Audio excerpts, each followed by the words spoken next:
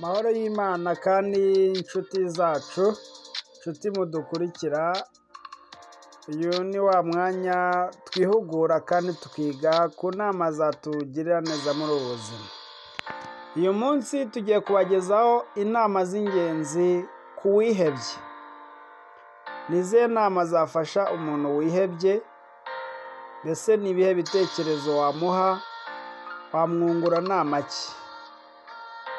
Inama z'ingenzi ku wihebye, reka tuzinyuremo muri magufiya, dutange umurongo usa nk'aho ari mukuru nyamukuru, wafasha uwihebye nawe agasubira kuri gahunda nziza. Inama ya mbere, kurya marakuja cyangwa ukanywa icyayi cy'amababi yayo ni ingenzi cyane.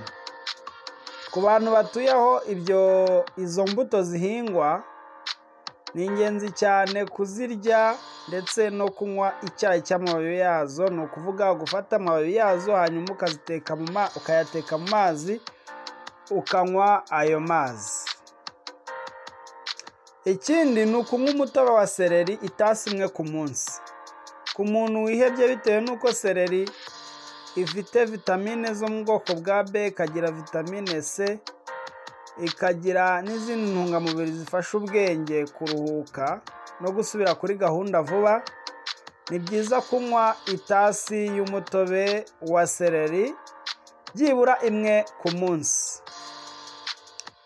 Ikindi kandi, gukandagira mu mazi menshi akonje iminota 3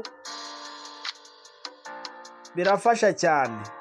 Iyo bibaye byiza wongeraho no kurambikamo ibiganza, ndetse ubwo ushyiramo amaboko n'amaguru byose icyarimwe. Ikindi kandi, kwiyuhagira amazi ashyushye warangiza ukimenaho akonje, ibyo nabyo bifasha uwihebye no kumugabanyiriza ubwihebe, bitewe n'uko amazi ari umuti uhereye mu buvuzi kera cyane. Kuryama kare ukirinda kujya gutarama cyangwa ibitaramo bya nijoro kugeza nijoro cyane utararyama, ibyo nabyo ni ingenzi ku muntu ufite ubwihebe. Ni byiza kuryama kare rwose, saa 2 n'igice, saa 3 akaba ariyo saa ya kure ku muntu ufite ubwihebe. Uwo ni umuti.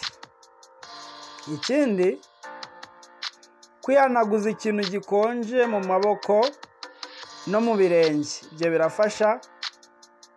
Kurya imbuto, ubuki n'ibindi bintu byose bikungahaye kuri vitamine B ya mbere na B ya 6 ni umuti mwiza ku muntu ufite ubwihebe. Imbuto, ubuki, za soya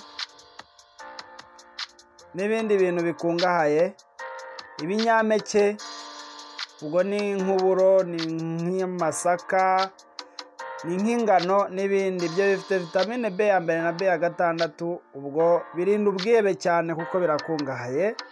Izo vitamine zifasha gusubiza ubwenge kuri gahunda no kuruhuka neza no kwifatira imyanzuro no kwirengagiza ibibi no gutumbira ibyiza. Ikindi ni ukwirinda kunegura abakubangamira no kubitavuga ku bikubangamira, no kwirinda kubitegera amatwi. Ibyo byagufasha rwose ubwihebe bukagenda. Mbese ibyarangiye n'abaguhemukiye n'abakuvuze n'abagize utobyirinde. Irinde kubanegura, irinde kubavuga, irinde kubagenzura, gutegera amatwi ibyo biguca intege, ibyo byirinde. Nuko rero izo zari inama zafasha ufite ubwihebe n'uwabugize. Ni byiza, tugomba guhora tuganira kandi dutekereza ku mico no ku magambo ya Kristo kugira ngo dukire neza. Kandi buri munsi tugomba kuzigama igihe cyo kwibwira ku nsanganyamatsiko nziza zera binyuriye mu mwuka w'amasengesho. Nibyo gusenga Imana nabyo byongera akanyamuneza bikarinda ubwihebe. Ubushakashatsi bwakozwe bwasanze yuko abantu bemeye kwakira Imana byibura bakajya mu rusengero rimwe mu cyumweru, ibyo bibafasha kurinda ubwihebe bagasaza neza, bakaba ari abantu bishima cyane kurusha ababiteye umugongo, abishoye mu nzira mbi, mbese abanzi Imana n'abadasenga. Ubwo rero gukurikira Imana ntibifitiye umumaro umuntu umwe, ahubwo bifitiye umumaro sosiyete, bitewe n'uko bigabanya amatiku n'amacakubiri ku isi kandi byubaka umuntu nyirizina. Ngaho Imana idufashe kandi turinde ubwihebe, tubisabirane twese.